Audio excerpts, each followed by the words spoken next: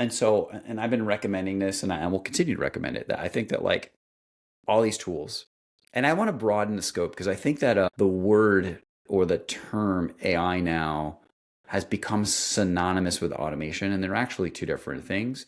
And I remember a couple of years ago, with all the engineers and technical people, we actually had some pretty big arguments about this, like what the definitions of things were. Do you remember even like ML is not AI debates? Like we've come a long way. Where like there was a point where like I would get like engineers who were really upset that like you can't label this as AI. It's actually ML, machine learning. For those who aren't up on the Bay Area lingo, and machine learning, which is like a precursor or I would call it a component of certain types of AI. There's lots of different types of AI, and that artificial intelligence is something completely different.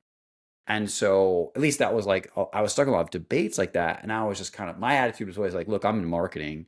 I got to explain this to like normal people, and so they understand what AI is, and so we're just gonna go with that.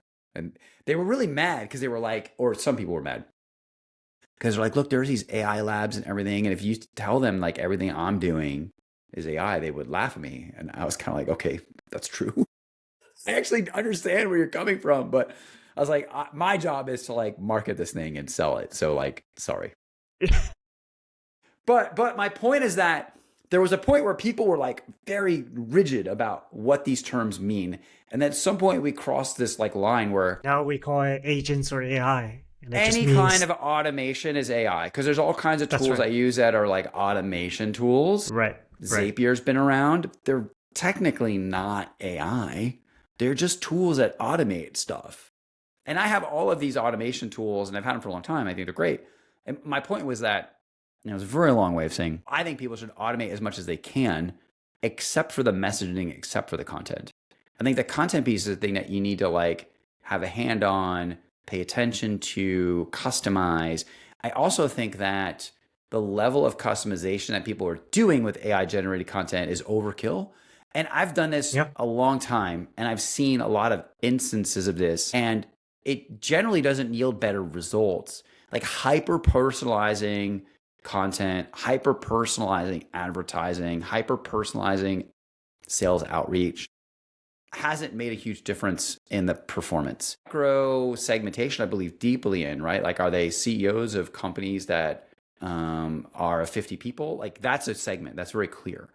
But like hyper personalize that for each one, I haven't seen a big advantage. I've actually seen a disadvantage, because the stuff can be so ridiculous that no one believes anyone would write like that.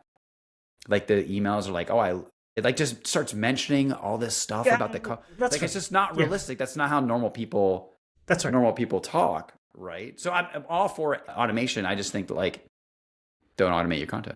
Yeah, we talked about this, right? It's kind of in marketing, we want to make the recipient feel they're special, right? Like we are specially marketing to them. You could do this with hyper personalization, but to a certain degree, right? Like if I'm getting an email that obviously look like a cold outreach, and you're just going on and on about the events that I've posted, right, pasting paragraphs from this YouTube transcripts.